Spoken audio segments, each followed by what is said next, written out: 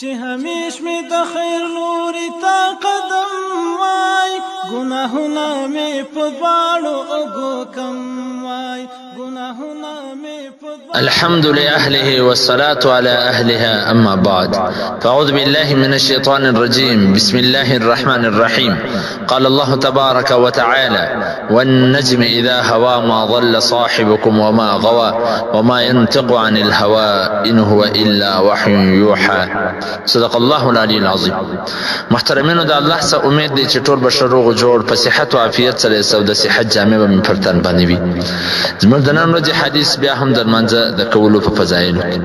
عن ابن مسعود رضي الله تعالى عنه عن رسول الله صلى الله عليه وآله وسلم أنه قال يبعث مناد عند حضرة كل صلاة فيقول يا بني آدم قوموا فاطفئوا ما أوقدتم على أنفسكم فيقومون فيتطهرون ويصلون الظهر فيغفر لهم ما بينهما فإذا حضرت العصر فمثل ذلك فإذا حضرت المغرب فمثل ذلك فإذا حضرت العتمة فمثل ذلك فينامون فمدلج في خير ومدلج في شر رواه الطبراني في الكبير كذا في الترغيب. د نبی اکرم صلی الله علیه و آله وسلم ارشاد مبارک دی چې کله د منځه وخت راسي نو یو فرشته اعلان کوي اے د آدم اولاده پورته سي او د دوزخ هغه اور کم چې تاسو د ګناهونو په وجه په خپلو ځانونو بل کړي دي مړ بس دیندار خلک پورته سي او دس کوي او د ماپښین منځ کوي چې د هغه په وجه د هغه ګناهونو د سار نه د ماپښین پرې کړي وي هغه بخښل کیږي دغه سی بیا د مازګر په وخت کې بیا د ماښام په وخت کې بیا د ماستان په وخت کې غرض د هر منځ په وخت کې داسې اعلان کیږي. مخصن نه پس خلق په خوب کې مشغوله سي د دې نه پس په تیاره کې باز خلق بدو یعنی زنا او بدکاری غلا طرف ته روان سي او باز خلق نیکول منځ وظیفه ذکر وغیرہ طرف ته ځي. دا حدیث کوم دی رواه الطبراني في الكبير في جلد نمبر 8 صفحه نمبر 2500 اویا حدیث نمبر 1250 کذا فی الترغیب جلد نمبر اول صفحه نمبر 109 او حدیث نمبر 350. د حدیثو په کتابونو کې ډیر زیات د مضمون راغلی دی چې الله جل جلاله په خپل مهرباني د المنځ په وجه ګناهونه معاف کوي او المنځ کې چونکې استغفار په خپل موجود دی څنګه چې پورته په د جسونه کې مخکې تیر سولا چې په استغفار پر منځ کې خپل موجود دی چې سره الله جل شانه صدا دعا غواړي په اخر ناس کې یا نور داسې وختونه کې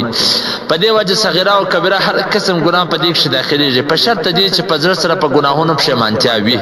بخبل ده الله جل جلاله إرشاد أقم الصلاة طرفي النهار وزلفا من الليل إن الحسنات يذهبن السيئات چې نیکی چې کوم دي هغه ګناهونه لري کوي خرابوي. نو محترمینو د کبیره ګناو د پاره توبه شرط پزړه کې ملامتیا ندم توبه دا شرط چې د عزم اراده به وي چې زبده ګناه بیا نه کوم بیا الله جل جلاله معاف کوي. حضرت سلمان رضی الله تعالی عنہ یو مشهور صحابي دی هغه فرمایي چې کله د مقصد منځ وسی نو ټول خلک په درې ډلو کې تقسیم شي. یو هغه ډله وی چې د هغې د پاره د شپه نعمت او ګټه او نیکی ده د هغه حضرات چې د شپې فرصت غنیمت ګڼي کله چې خلک خپل راحت آرام او خوب کې مشغوله سي نو دا خلک پر منځ کې مشغوله سي د دې شپه د دې د پاره د اجر د ثواب جوړ د اجر او د ثواب جوړ سي. دویم هغه ډله ده چې د شپې وازوال او فرصت غنیمت ګڼي او ګناهونه کې مشغوله سي د دې شپه په دې باندې وبال ده. دریم هغه ډله ده چې د مخصن منځ وکړي او دسي او د دې د پاره وباد نه ګټه نه څه ولاړو نه څه رالو. محترمینو د المنځ کوم دی دا ډیر مهم او ضروري شی دی. په یو حال کې هم دا نه دی معاف چې یو سړی په اشاره کول سلا به هم دی د المنځ کوي په لمانځه کې باید سړی کمزوري او لاپروايي ونه کړي. د المنځ کوم دی دا د منځني وخت لپاره کفاره دی د مازګر سره د ماښام پرې د ماښام سره د مخصنه پرې مخصنه پرې د ساره مخصنه سره د ساره پرې نو په کار دا چې سړی د هر وخت من شپه اهتمام په خشوع خضوع سره وکړي چې کله لمانځه ته درېږي نو د عزم اراده هم وکړي چې الله کومې ګناه زما سوي دي زه به دا ګناه بیا نه کوم. د عزم اراده دې وکړي دا نیت وکړي چې الله زه به دا ګناه بیا نه کوم او د لمانځه سبال کې د الله څخه دعا وغواړي چې الله د دغه ګناهو څخه محفوظ وساتي. او اکثر لکه څنګه چې په دا حدیث کې راغلل حضرت سلمان فارسی رضی الله تعالی عنہ څنګه و فرمایله چې خلک په درې ډلو تقسیم شي. یو هډه ډلې چې د شپې ګناه او بدکاری او زنا او غلا او طرف دې طرف ته روان شي، یا چکی او بوډونو پټي او فلمونو او ډرامې او دې طرف ته روان شي، او بل هغه چې د دینو طرف ته روان شي، د الله د عبادت تهجد منځ نور داسې وکي هغه طرف ته روان شي. نو دا د پاره او دغه د پاره د شپه او بال دی او د دې د پاره چې کم دی نه کید دا کم چې عبادتونه کوي. او درې مغه چې ودی سینه څولار نه سرالو کم څه کم کچیر د عبادت نه څه کولای، لیکن دا څه خصوص چې نه څولار سینه سراسي. لیکن هغه زموږ یو بزرګ هغه به ویل او په کار دا د چړې د چرګ صفات په ځان کې راوړي. چرګ چې هغه چې ما شام سي بیا د خوب طرف ته ځان برابر کړي به بلدي او بیا چې کله سار خلک نه نه زنه نشو کړی دی برکشنستلی او د سپی صفات په ځان کې مراولې چې هغه د شپه غپ چې درمانځه وخت دی بلدي د سار وخت دی بلدي. نو فکر دا چې محترمین او مشتي اول خو عبادت وکړي د شپې د وخت ګټه واخی او تهجد وکړي، نور نفلونه وکړي، منځونه وکړي. کچیر هغه نشي کولای کم څه کم د ګناه او خرافات د دې څخه ځان وساتي چې شپه بیا د باندې د ګناه نشي شمار وسره.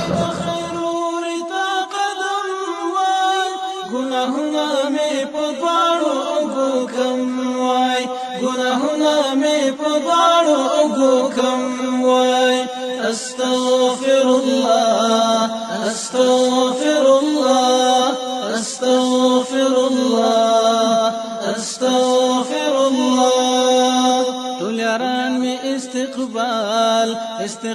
ته وای راغلی، ټول یاران می استقبال ته وای راغلی، ټول یاران می استقبال ته وای راغلی. څه خوښي څه خوشحالي به هغه دم وای، څه خوښي څه خوشحالي به هغه دم وای. ګناهونه مې په دواړو اوږو کم وای، چې همیش مې د خیر لوري ته قدم وای، چې همیش مې د خیر لوري ته قدم وای. ګناهونه مې په دواړو اوږو کم وای، ګناهونه مې په دواړو اوږو کم وای. استغفر الله استغفر الله استغفر الله استغفر الله. ز انس بل لبيب نخ شاعر وای، ز انس بل لبيب نخ شاعر وای، ز انس بل لبيب نخ شاعر وای. کاش چې لاس کې مې څو پاڼې او قلم وای، کاش چې لاس کې مې څو پاڼې او قلم وای. ګناهونه مې په دواړو اوږو کم وای، ګناهونه مې په دواړو اوږو کم وای. چې همیش مې د خیر لوري ته قدم وای، چې همیش مې د خیر لوري ته قدم وای. ګناهونه مې په دواړو اوږو کم وای، ګناهونه مې په دواړو اوږو کم وای. استغفر الله استغفر الله